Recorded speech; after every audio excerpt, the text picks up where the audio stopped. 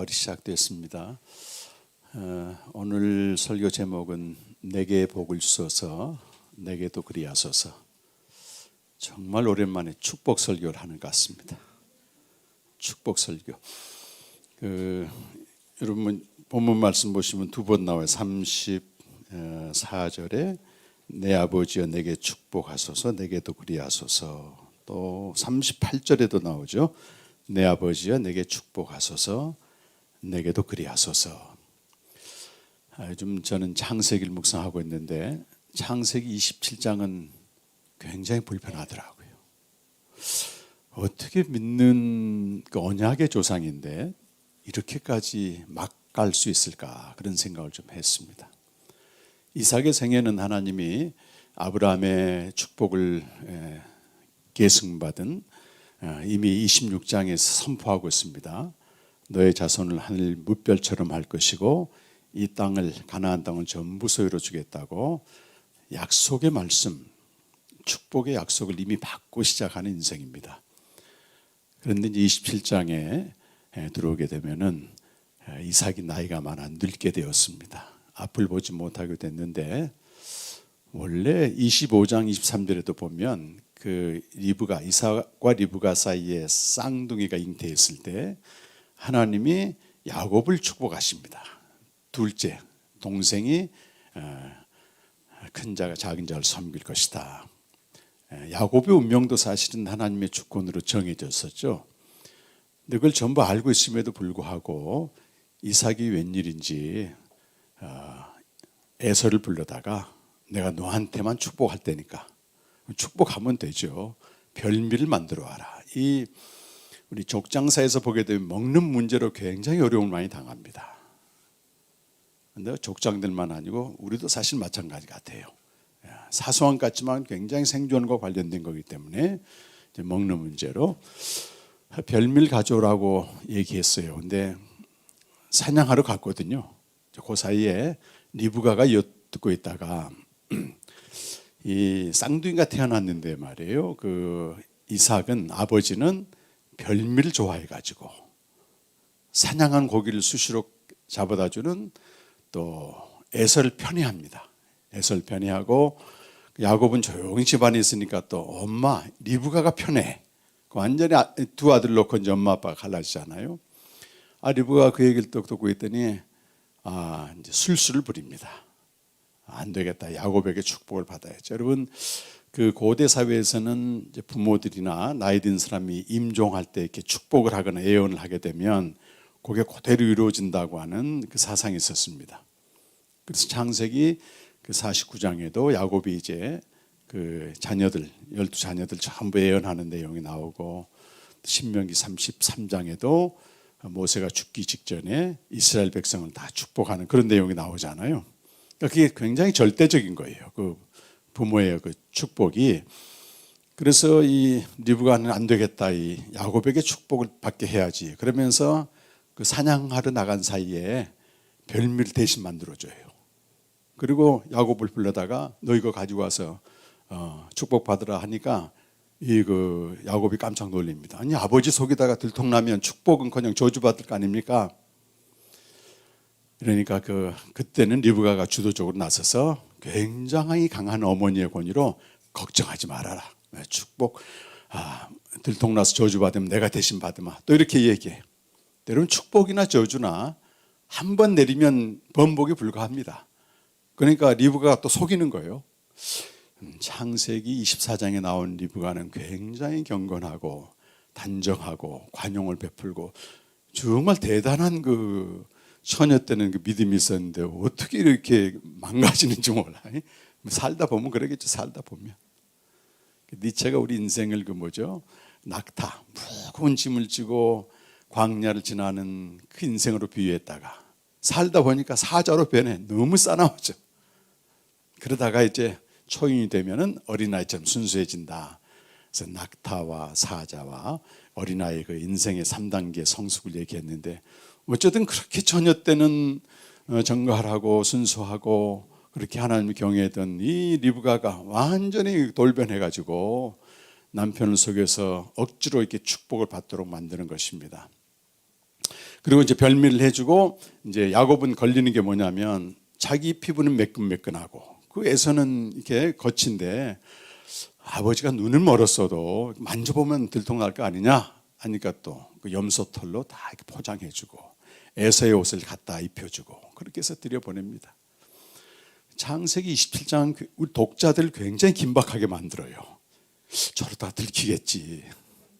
그런데 이삭도 만만치 않습니다. 눈은 멀었는데 어떻게 평생 기른 자식들 못 알아보겠어요. 미심쩍어가지고 자꾸 의심을 해. 네가 진짜 에서 맞느냐? 맞습니다. 이리 갖고 와봐라. 만져봐. 만져보는데 음성은 야곱인데 또 피부는 에서야. 가물가물해. 가까이 와서 냄새 좀 맡아보자. 또 냄새 맡아봤더니 에서의 흙냄새가 나거든. 그러니까 이것도 긴가민가해야 돼. 결국은 이제 속아서 축복을 해줍니다. 축복해주는 내용이 여러분 한번 보십니까? 27장 그 앞에 29절에 27절부터 나오는데 우리 28절과 9절만 한번 읽어보겠습니다. 시작. 하나님은 하늘의 이슬과 땅의 기름짐이며 풍성한 곡식과 포도주를 내게 주시길 원하노라. 만민이 너를 섬기고 열국이 내게 굴복하리니 내가 형제들의 주가 되고 내 어머니 아들들이 내게 굴복하여 너를 저주하는 자는 저주를 받고 너를 축복하는 자는 복을 받길 원하노라. 자, 이 이삭이 야곱에게 한 축복은 일상적인 축복이 아니고 이미 아브라함을 통해서 대대로 내려오고 있는 그 족장들의 축복을 하고 있는 것입니다. 족장들의 축복. 그래서 오늘 본문은 이제 축복을 받고 나왔는데 그 사이에 이제 에서가 들어와 가지고 별미를 만들어서 떡 들어가니까 이삭이 깜짝 놀란 거야. 이미 자기는 에서인 줄 알고 축복을 했는데 또 에서가 나타나니까.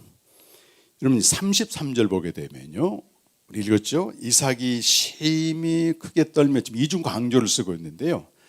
창세기에서 이런 표현은 처음 나옵니다. 경악스러운 표현입니다. 어떻게 내가 아들한테 속았단 말인가 그런 거거든요. 그런데 축복은 번복할 수가 없는 거예요. 그러니까 오늘 두 번에 걸쳐서 에서가 울면서 부르짖기를 내게도 복을 주소서, 내게도 좀 그리하소서. 오늘 끝부분에 읽었듯이 복을 다시 줄 수는 없습니다. 그 이삭은 에서의 운명을 예고할 뿐입니다. 39절 4절 보면 내 주소는 땅의 기름짐과 아무 상관없을 것이다. 하늘에서 내리는 이슬과도 상관없을 것이다. 너는 칼을 믿고 살겠고 네 아우를 섬길 것이다. 네가 애쓰고 노력하면 잠깐 벗어나긴 한다. 이렇게 예언적인 메시지를 합니다. 에서의 후손들이 사는 지역이 에돔이라고 하는 사해 남쪽입니다. 아까 우리 정 집사님이 기도해 주셨는데 이제 다음 달 요르단에 캠프가 열리는데 요르단이 그 에서가 살았던 에돔 지역입니다. 가보면 제가 한번 가본 적은 있습니다만 이 산이 바위로 되어 있습니다. 어마어마한 돌이 바위를 형성하고 그 깊은 곳에 집들이 있는 그런 곳입니다. 하늘에서 멀고 기름진 땅도 없고 그냥 사냥하면서 사는 거친 인생이라고 하는 걸 예언하고 있습니다. 그 뒤에 보게 되면 읽지는 않았지만 에서가 화가 나가지고 동생인 야곱을 죽이려고 해요. 그러니까 이제 엄마가 큰일 났지. 뭐 한날에 두 아들을 다 잃을 거 아니겠어요. 그 야곱 둘째는 에서에 의해서 죽임 당하고 또 에서는 살인자이기 때문에 또 그 죄로 죽임 당하고 그래서 이게 걱정이 돼가지고 또 수습을 합니다. 수습하는 것도 또 속여 이삭을. 결혼을 좀 다른 데서 가나안 여인 말고 해야 되겠다. 이렇게 27장이 끝나는데 이제 불편했던 게 뭐냐면 어떻게 27장은 하나님이란 말은 한 번도 등장하지 않고 우리가 아무리 그래도 믿는 사람들이 좀 세상 가운데서 자기 정욕과 욕망과 또 거칠게 살아도 어쩌다 한 번씩은 하나님 생각할 거 아니겠어요? 27장은 하나님이 한 번도 등장하지 않습니다. 약속의 말씀을 다 받았고 축복도 다 받았는데 아무 상관없이 사는 거예요. 제가 이 말씀을 깊이 머물고 있는데 이삭의 집안이나 또 오늘 우리의 믿는 자들이나 별반 차이가 없더라고. 정도 차이는 있겠죠. 정도 차이는. 여러분 우리가 예수 그리스도를 믿으면 창세전부터 약속된 신령한 복을 받은 자고, 생명을 가진 자고, 부유한 자고. 우리 창세기 1장, 에베소서 1장 3절에서 한 6절까지 말씀입니다. 한번 읽어보십시다. 에베소서 한번 띄워주십시오. 1장 3절에서 6절까지 말씀 한번 다 함께 읽겠습니다. 시작. 찬송하리로다 하나님 곧 우리 주 예수 그리스도의 아버지께서 그리스도 안에서 하늘에 속한 모든 신령한 복을 우리에게 주시되 곧 창세전에 그리스도 안에서 우리를 택하사 우리로 사랑 안에서 그 앞에서 거룩하고 흠이 없게 하시려고 그 기쁘신 뜻대로 우리를 내정하사 예수 그리스도로 말미암아 자기 아들도 되게 하셨으니 이는 그가 사랑하신 자 안에서 우리에게 거저 주시는 바 그의 은혜의 영광을 찬송하게 하려 함이라. 우리는요 하늘에 속한 신령한 복을 받았는데 우연히 충동적으로 받은 게 아니고 창세전이면 이 세상을 창조하기 전부터 예정되었다가 마침내 때가 되어서 우리와 그의 아들들이 되었습니다. 그냥 아들들이 된 게 아니고 육신적으로도 우리 자녀들을 낳게 되면 그 부모가 기뻐하잖아요. 그 부모의 기쁜 뜻대로 자녀를 낳거든요. 보기만 해도 기쁘거든요. 부모에게는. 우리 자녀들이 다 그런 소중한 존재라고. 하나님도 똑같아요. 그 기쁘신 뜻대로 마지못해서 한 게 아니고 그 기쁘신 뜻대로 자기 아들들을 삼았으니 어떻게 합니까? 거저 주신 바 그의 영광을 찬송하게 하려 함이라. 여러분이 바울의 이 고백은 감옥에 있을 때 쓴 거예요. 지금 우리 현대 감옥처럼 시설도 좋지 않습니다. 물론 지금 현대 감옥도 불편한 건 있습니다만 에어컨도 안 들어오고 한다 합니다. 근데 그때는 감옥이 흙구덩이를 만들어 가지고요. 이런 곤충들도 또 나오고 이런 뱀들이 나오고 제일 고통스러운 건 먹을 게 없어. 먹을 게 굶어 죽는 사람이 많습니다. 바울이 빌립보 썼을 때는 감옥에 있었는데 빌립보 교회 성도들이 먹을 것 갖다 준 게 너무 감사한 거예요. 그것 때문에 빌립보서 썼습니다. 4장 뒤에 보게 되면 이제껏 복음을 전하는데 도움을 줬지만 또 내가 감옥에 있을 때 여러분들이 선물 가져와서 감사하다. 그런데 그 감옥에서 바울은 뭘 하고 있는가 하면 내가 받은 복이 얼마나 놀랍고 위대한지 찬양하고 있는 겁니다, 여러분. 이삭의 가문과는 완전히 다르죠. 이삭도 똑같이 복을 받았지만 그 가문의 사람들은 전혀 말씀과 상관없이 삽니다.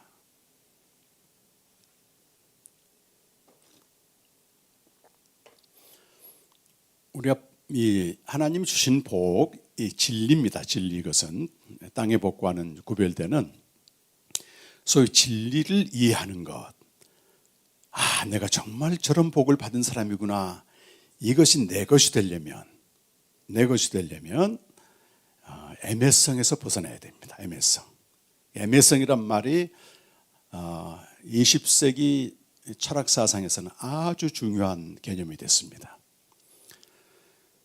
2000년간 이 철학과 신학계에서 가장 중요한 그 모멘텀을 이룬 사람이 마틴 하이데거라고 하는 사람입니다. 그래서 그 전에도 마찬가지지만 그 이후의 모든 신학과 철학은 하이데거의 존재론의 영향을 강하게 받고 있습니다.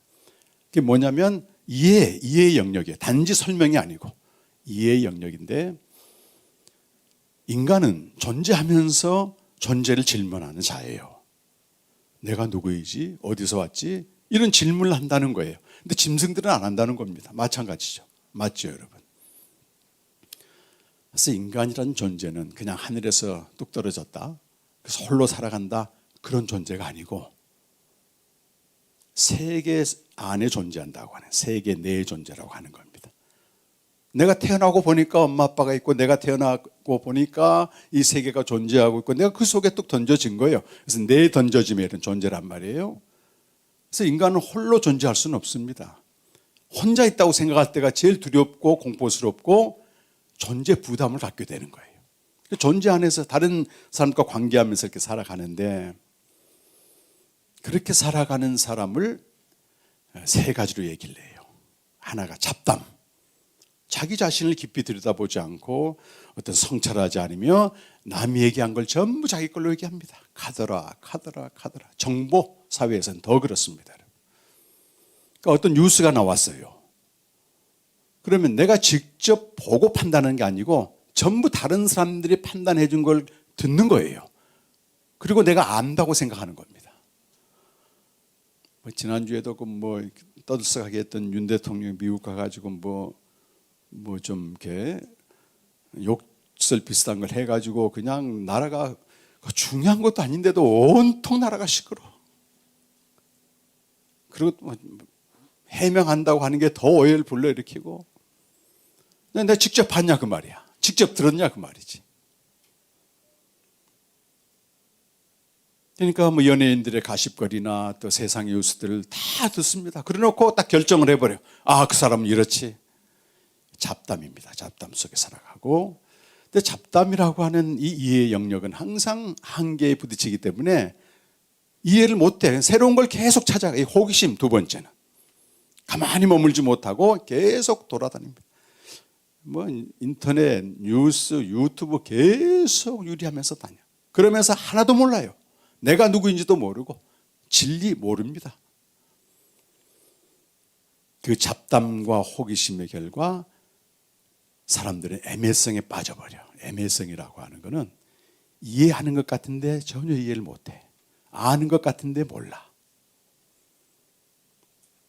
그러면서 인생을 전부 허비하며 산다는 겁니다. 이것을 비본래적인 인간이라고 얘기하는데 어느 날 이 비본래적인 인간이 깨어날 때가 언제냐면 깊은 불안이 와요. 알 수 없는 불안이 오는 겁니다. 존재가 깨어남인데 그 불안의 정점이 죽음이에요. 죽음 앞에 갔을 때 사람들은 그때야 가슴을 치면서 내가 헛살았구나. 내가 누굴 위해서 살았지 지금까지. 내가 누구인지도 모르고 끝난다는 겁니다. 그 죽음을 미리 시간성으로 당긴 사람들은 그때 각성을 한다. 깨어난다. 자기 자신의 삶을 산다는 겁니다. 제가 이번에 이제 캠프 우리 조 목사님과 같이 이제 동역했습니다만 목사님들이 여러 분 오셨어요. 주일마다 복음을 전합니다. 제가 이제 물어봤습니다. 복음이 무엇입니까? 제가 차드 목회자들한테도 물어봐요. 중국 목회자들 왔을 때도 물어봅니다. 다 안다고 생각해. 다 이해한다고 생각해. 대답 못합니다. 막상 내가 그걸 깨닫고 대답하려면 할 말이 없는 거예요. 이게 애매성에 진리가 애매성에 빠져버립니다.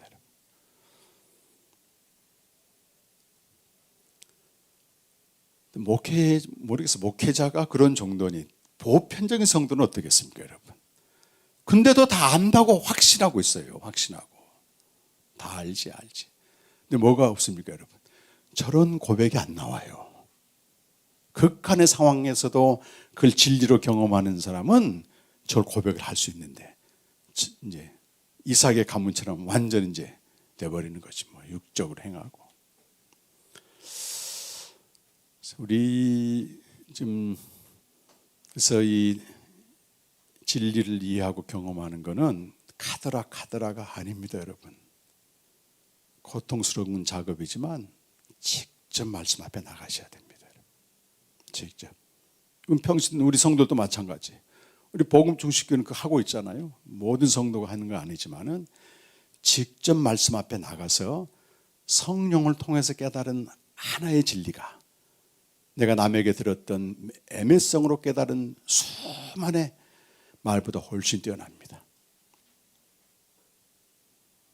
그래서 한소르 가다마가 진리와 방법에서 그런 얘기예요. 어떤 그림을 보고 직관적으로 감동을 받지 않습니까? 이렇게 그 사람과 평생 미학을 연구해서 책을 쓰고 가르친 사람보다 훨씬 낫다는 거예요. 그러니까 내가 직접 말씀 앞에 나가 주님을 만나고 거기서 내 존재를 발견하고 그런 날 하나님이 어떻게 사랑하셨는가, 이 하나님의 사랑과 인자가 부어진 이분은 성경에 대해서 잘 몰라도, 신학에 대해서 몰라도 유능한 신학자보다 훨씬 영적으로 수준이 높다는 얘기를 가다먹어 하는 겁니다. 그래서 진리 경험이 중요한 거예요. 진리 경험. 그래서 오늘 이 에서가 내게 복을 주소서 내게 복을 주소서, 그 복은 이삭이 야곱에게 이미 했던 복입니다. 족장들을 내게 주었던 복이고, 창세기 16장과 17장과 21장을 보게 되면 하나님이 에서의 삶도 전부 축복을 하셨어요. 너로 큰 민족을 이룰 것이다. 너로 12 지도자가 나올 것이다. 근데 무슨 복은 안 줍니까? 족장들에게 흘러내려오는 이 복을 못 받은 거예요. 그 복을 달라고 간구하는 겁니다, 지금. 이 복은 아브라함에게서 시작된 복입니다, 여러분. 시편 105편 9절과 10절에 보면 아브라함에게 하신 언약이 이삭에게도 내려왔고, 그 다음에 야곱에게도 내려왔다. 시편 105편 10절과 9절 10절이네요. 우리 표준 세 번역으로 한번 읽어보겠습니다. 시작. 그것은 곧 아브라함과 맺으신 언약이요 이삭에게 하신 맹세요 야곱에게 세워주신 율례요 이스라엘에게 지켜주실 영원한 야곱뿐만 아니고 이스라엘까지 지켜줄 영원한, 여기 영원한 언약이란 말입니다. 그래서 아브라함에게 주신 복은 이삭에게 넘어가고 야곱에게 넘어가고 모든 이스라엘에게 넘어가는 거예요. 그런데 이 복이 무슨 복이겠습니까, 여러분? 이 세상을 창조하기 전에 모든 사람에게, 우리 모두에게 주시기로 한 영생의 복이라고 하는 것입니다. 이 영생의 복입니다. 생명의 복입니다. 이 복이 예수 그리스도가 오심으로써 드디어 성취를 합니다. 그래서 마태복음 1장 1절에 보면 예수님 오시는 족보를 14대와 14대에 걸쳐서 한 42대까지 쭉 연결되는데, 그 출발점이 아브라함부터 출발합니다, 여러분. 아브라함의 자손, 다윗의 자손, 예수 그리스도의 족보다. 예수님이 누구의 자손을 통해서 왔다는 거예요? 아브라함의 자손을 통해서 왔는데, 갈라디아서 3장 8절 9절 보면 예수 그리스도를 믿게 되면 아브라함의 자손이 되고 아브라함과 함께 복을 받는 자다, 그렇게 말씀해요, 여러분. 갈라디아서 한번 찾아보겠습니다, 여러분. 이제 따로 띄우지는 않았습니다만 갈라디아서 3장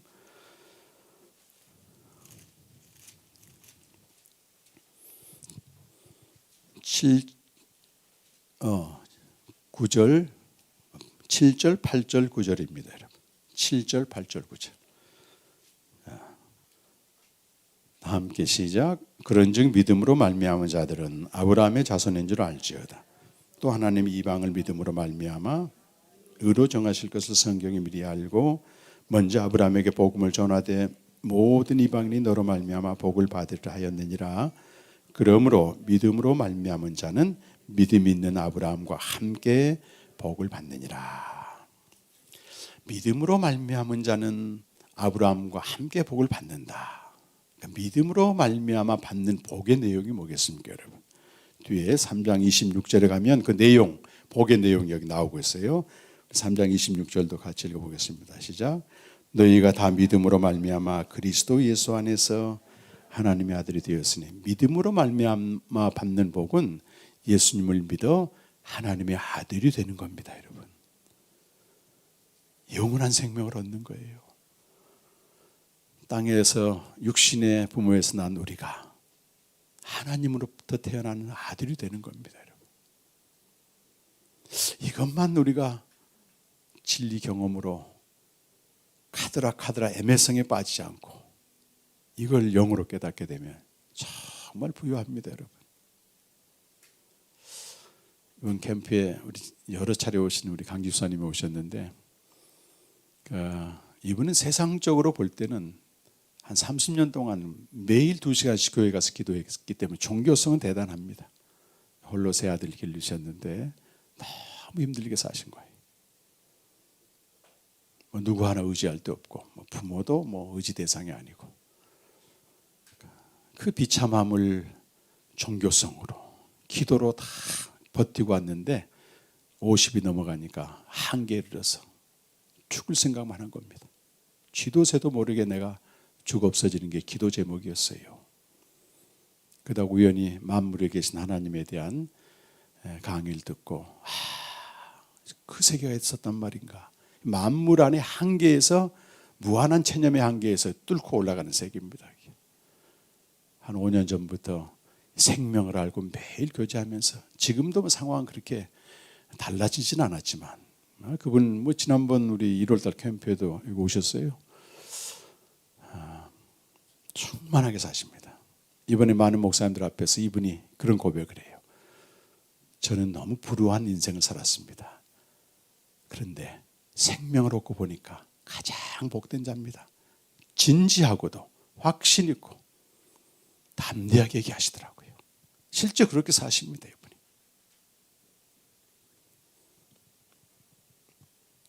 똑같은 생명이 있지만 어떤 사람은 그걸 애매성에 빠지지 않고 뭐가 뭔지 모르고 그러지 않고 영으로 깨달아 누리는 사람이 있는가 하면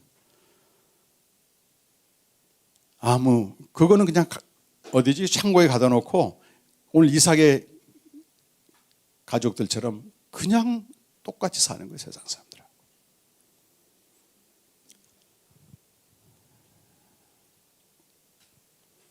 그러면서 한편으로는 하나님을 대상으로 세속의 복을 구합니다. 하나님이 주시는 복은 하늘에 속한 영적인 복이고 생명이지 땅의 복은 아닙니다. 구약에 많이 나오는 땅의 복은 하나의 상징이에요. 그렇다고 하나님이 땅의 복을 아예 안 주냐? 또 그렇지도 않아. 근데 그것은 하늘에 있는 진짜 복을 주도록 하는 그림자예요. 그림자이기 때문에 실체가 없습니다, 여러분.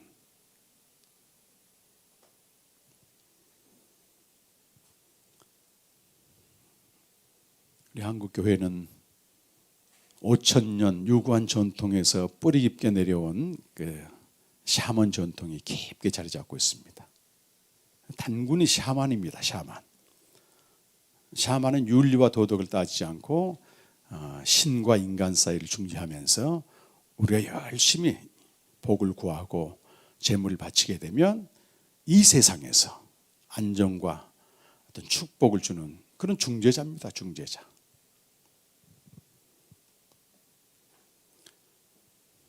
그런데 샤먼의 DNA가 얼마나 강한지요. 모든 종교가 우리 한국에 들어오면 삼켜버립니다, 여러분. 샤먼 사상이, 샤머니즘이. 372년 그 소수림 왕 때 불교가 들어왔는데 이제 불교계에서도 공감합니다. 불교는 뭡니까, 여러분? 이 세상의 욕망을 버리고 해탈해서 다 버리고 나가는 거거든요, 이게. 집요하게 찾지 않습니까? 불교 신자들도. 샤먼이 삼켜버렸다고 하는 겁니다. 그래서 동국대 교수가 그런 얘기 했대요. 우리도 안다 이거. 그런데 그 얘기를 안 하면 그 종교성 그 뿌리 깊은 DNA인데 그걸 안 하면 불자들이 절에를 안 오는데 스님들은 뭐 먹고 사노? 그런다는 거예요. 알면서도 한다는 겁니다. 알면서도. 근데 이 다른 종교는요, 진짜 복이 없습니다, 여러분. 저도 불교에 한 십몇 년 있어서 알아요. 있다 왔으니까 알지. 진짜 복이 없다니까. 하늘에 속한 복 없어요, 거기는. 지상적인 복이 전부입니다, 여러분. 근데 그런 세상에서 우리가 예수를 믿고 신령한 복을 받았다고 하는 거는 이건 기적입니다, 기적. 근데 누리지 못하는 게 우리 한계지 않습니까? 그러니까 뭘 구해요? 심지어 교회에서도 하나님의 이름으로 땅의 복을 구하는데 계속 그러고 있으면요, 하나님이 가증하게 여긴다 그래요. 어렸을 때는 저도 구해서 응답도 받고 했는데 그게 전부가 아닌 걸 나중에 알죠. 계속 그리 가버리게 되면 무속 종교가 되는 것이고 하나님을 가증하게 여기는 겁니다. 에스겔 시대는 하나님의 심판이 거의 막바지로 들어가지고 계속해서 경고를 하고 있는데 그래도 정신을 못 차리고 이 예루살렘 성전에서 여인들이 모여가지고 단무스 하면서 막 통곡하고 있는 거예요. 에스겔서 여러분 8장 13절 14절 보면 이렇게 내용이 나와요. 하나님의 에스겔 선지자 보러 너 좀 가증한 일인데 가봐라. 어떻게 하나님의 성전에서 여인들이 단무스를 위해 저렇게 슬피 애곡하느냐. 단무스는 페르시아의 신화에 나오는 이 자연신, 축복을 주는 신입니다. 그런데 여호와 하나님을 섬기는 거기에다가 이 단무스를 끌어왔다니까. 신성을 끌어온 게 아니고 대상이 하나님이 아니고 죄를 깨닫고 애통해야 될 하나님의 성전에서 복달라 복달라 복달라 이러고 있다는 거예요. 새벽 기도의 그 격음들, 외침들, 누구를 위해서 무엇을 위해서 부러졌습니까, 여러분? 우리 인간은 결핍의 존재이기 때문에 신을 의지합니다.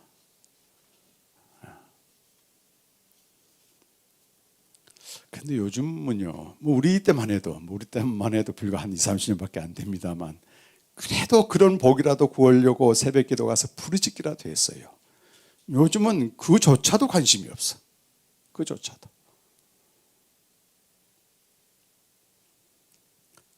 그런데 그렇게라도 부르짖는 게 의미가 있는 것은 하나님이 어쨌든 이스라엘 저런 백성들 심판하시고 다시 세우시잖아요.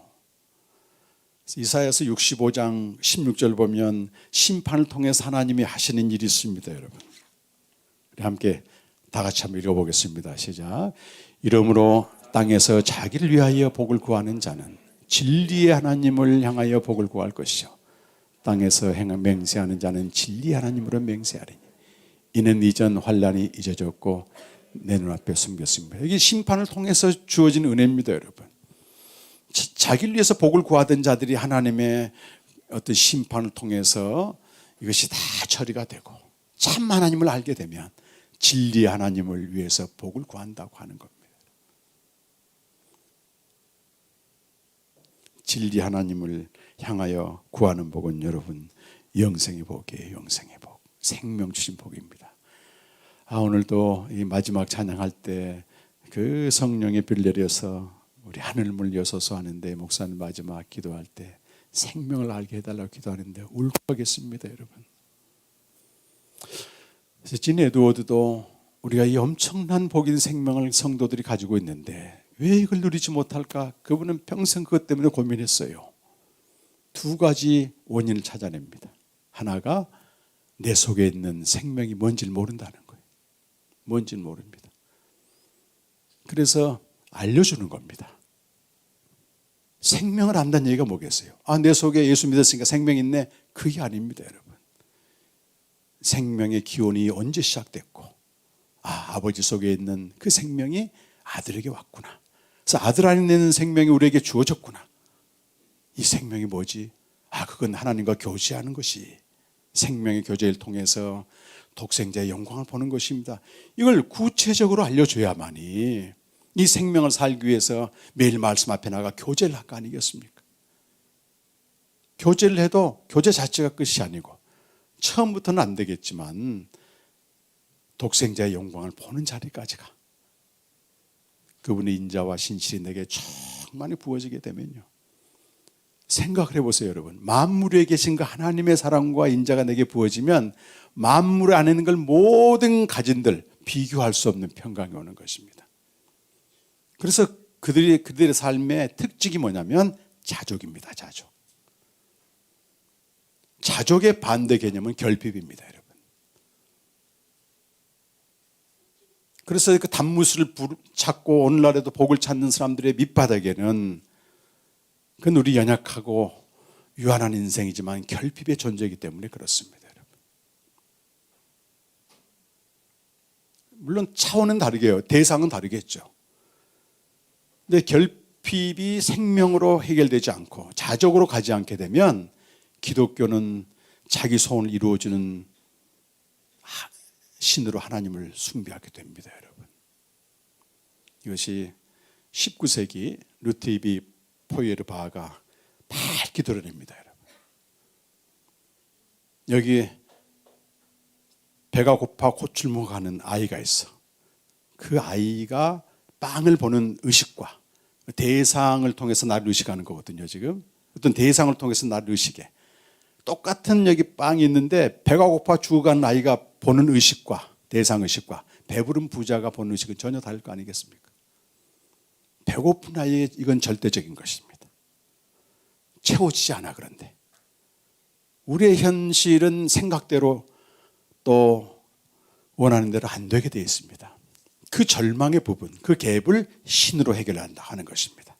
내가 열심히 기도하면 하나님 채워주시겠지 이런다는 거예요. 그럼 누가 만든 신이 되겠어요? 내가 만든 신이지 그건. 이건 우상이다. 벌써 지금부터 250년 전에 기복신앙의 종결자 서구 기독교에서는 다 끝났습니다. 이게. 그럼 어떻게 살 것인가? 그 문제가 남아. 그럼 우리가 어디로 갈 것인가? 그거 남았는데 여러분. 이 건강한 신학자들은 만무리로 가야 된다 그래요. 여러분. 여러분이 생명을 얻게 되면 생명이 실제가 돼. 애매성에 갇히지 않고 실제가 되면 요한복음 6장 35절에 있는 것처럼 나는 생명의 떡이니 나를 먹는 자는 결코 줄이지 않고 영원히 목마르지 아니하리라. 이 생명을 통해 주님과 교제하는 이들의 대부분은 그렇습니다. 여러분. 더 이상 자기 문제를 위해서 결핍을 위해서 기도하지 않습니다. 어떻게 하면 주님을 더 알아가고 더 풍성히 교제하는가, 이 한 가지 목적으로 줄어드는 겁니다. 여러분. 우리 복음 중에는 그 수준 다 넘은 걸로 압니다. 여러분.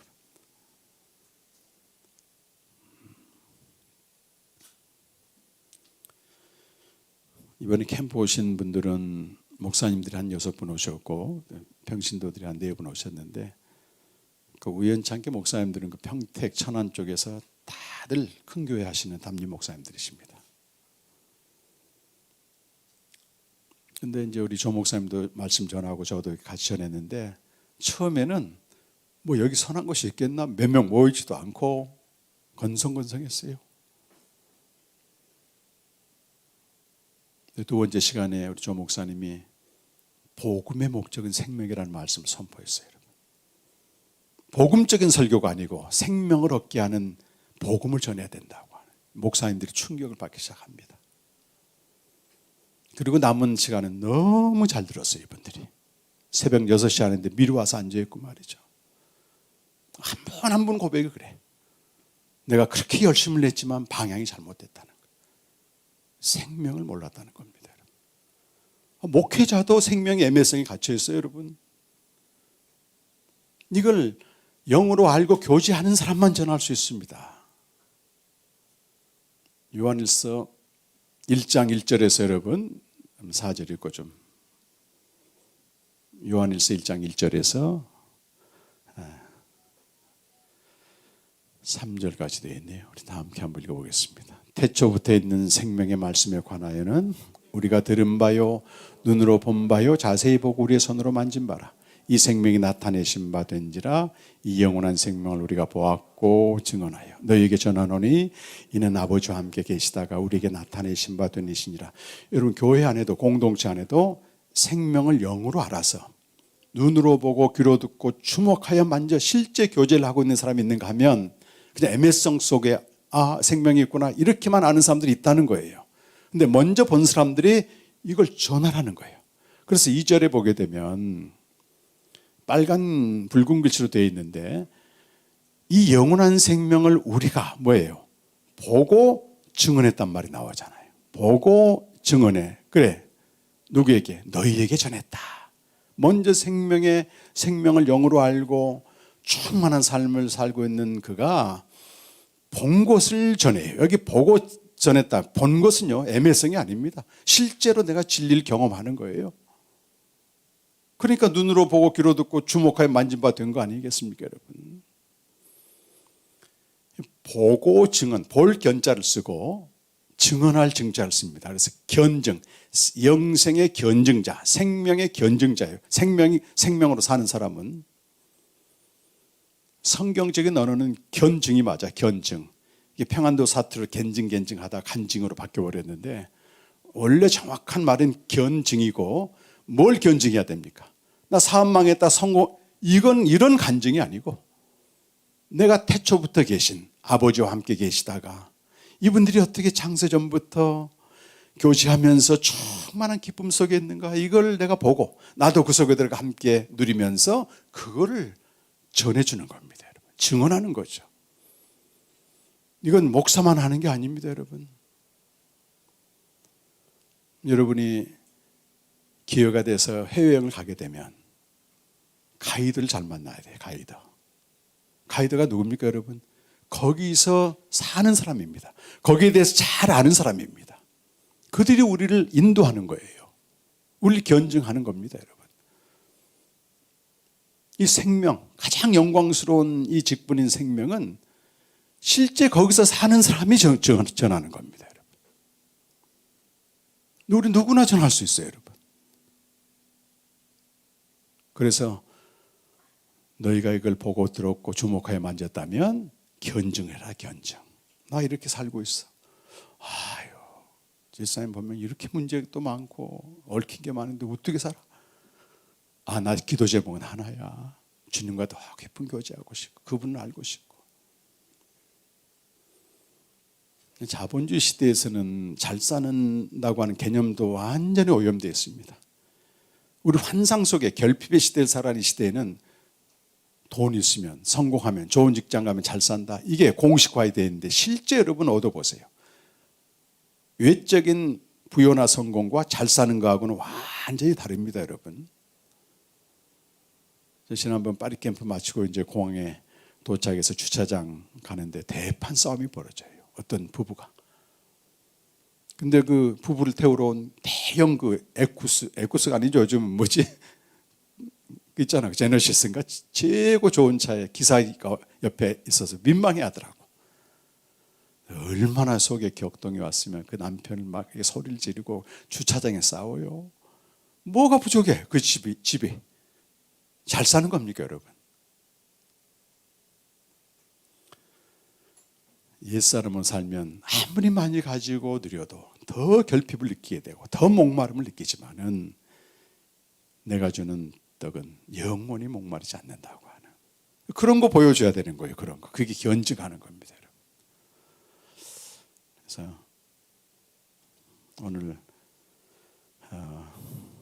할 말은 많습니다만 또 이미 다 하고 계시기 때문에 하고 계신 분들 더 격려하고 또 그냥 애매성으로만 아는 분들에게는 좀 더 도전하고 교회가 이걸 생명의 공동체로 세워주고 가정이 세워지게 되면요.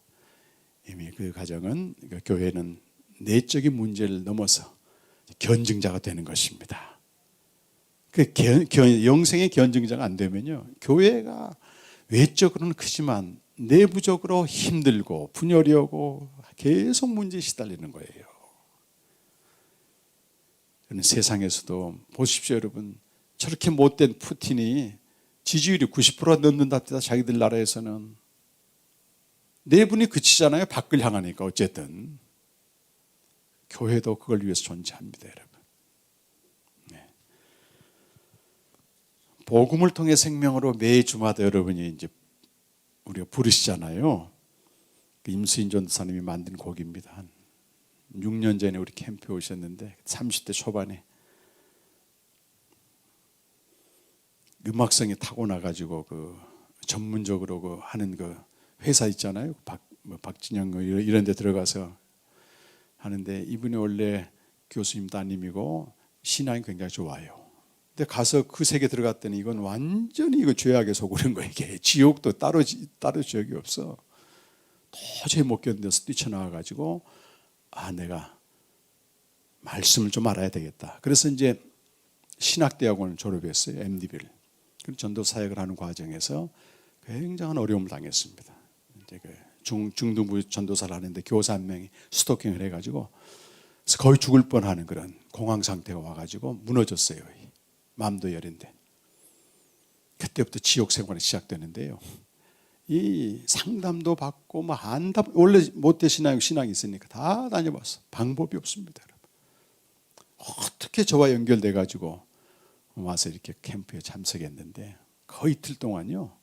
그냥 뭐 산 시체가 와 있다고 생각하면 돼요. 전혀 반응하지 않습니다. 너무 깊은 우울증에 빠져가지고 근데 무덤 복음, 장사 복음을 제가 전했습니다. 우리 무덤 같은 상황에 그리스도가 계십니다. 거기서 그리스도 안에 들어가게 되면 생명으로 나갑니다. 옥에 내려가서 예수님이 선포한 말씀 전했는데 이 전사님이 그 무덤 복음 장사 복음 끝난 다음에 화장실 가서 펑펑 울면서 자기도 모르게 나온 말이 나의 지옥에 주님이 계셨네 이렇게 얘기했어요. 내 지옥에 주님이 계셨네. 맞습니다 여러분. 바로 그 다음 날부터 자기 닉네임을 영원한 기쁨으로 정하고 매일 생명의 교제를 하는데 살아나기 시작합니다 여러분. 견고 일어섰습니다. 지금 결혼해서 잘 살고 좋은 형제 만나가지고 엊그제도 이제 통화했는데 자기가 다닌 교회가 이런 생명을 안전하니까 눌림이 있는 거예요. 막 격동하고 이러니까 목사님 화가 나가지고 그렇습니다. 애매성에서 빠져나와 진리 안에 들어가는 겁니다. 무덤을 통해서 들어가는 거예요. 그래서 우리에게 그 세상의 잡담, 호기심, 애매성 그 쓰나미 같은 이 세상에 나를 맡기지 말고 단독적인 존재로 주님 앞에 딱 서는 겁니다. 말씀 앞에. 진짜 어떤 의문이 오고 질문이 오고 이런 내면의 정직성이 올라오게 되면 도망가지 말고 한번 서보는 거예요. 주님 제가 누굽니까? 내게 생명 주셨다는데 이게 뭡니까? 왜 나는 누리지 못합니까? 할 수 있어야 됩니다 여러분. 주님은 인격적이기 때문에 그런 자에게 찾아오시는 거예요.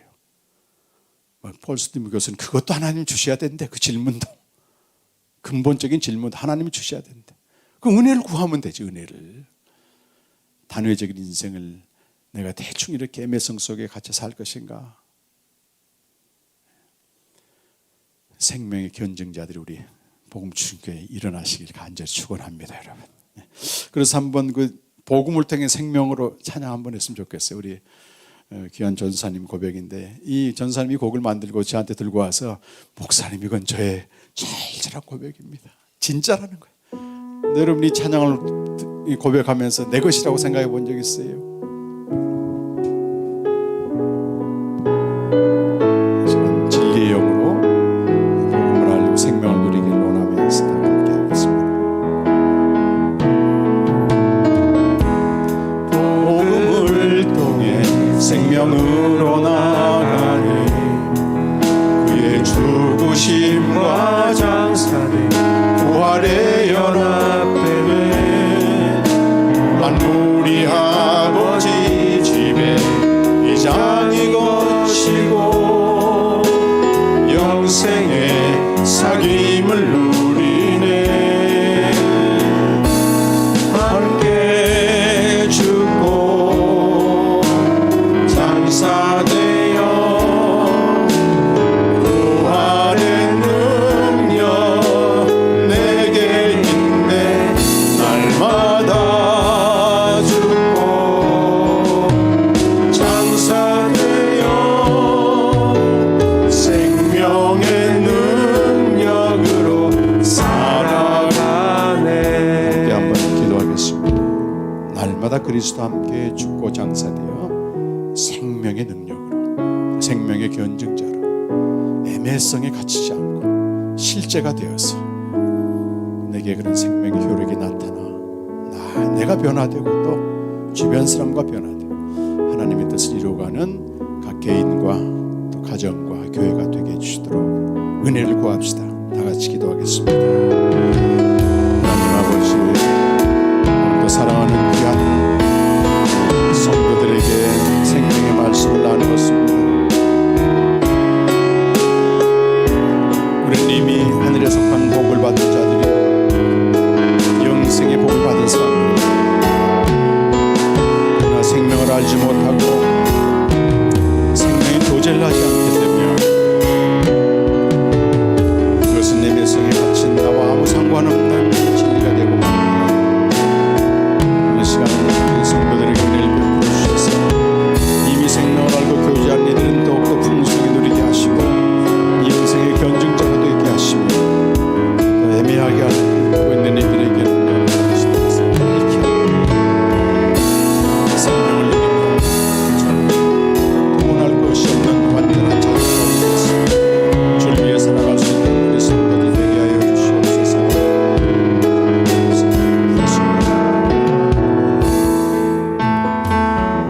하나님 아버지 감사합니다. 우리가 이렇게 구원받고 생명 얻은 것은 우리 행위로 된 것이 아니고 하나님의 놀라운 은혜로 말미암아 이미 주어진 복입니다. 이 복의 매성에 갇히지 않게 하시고 진리로 경험되어 매일 생명의 충만함을 누리고 나아가 생명을 견증하는 저희들의 삶이 되게 하여 주시옵소서. 예수님의 이름으로 간절히 기도드립니다. 아멘.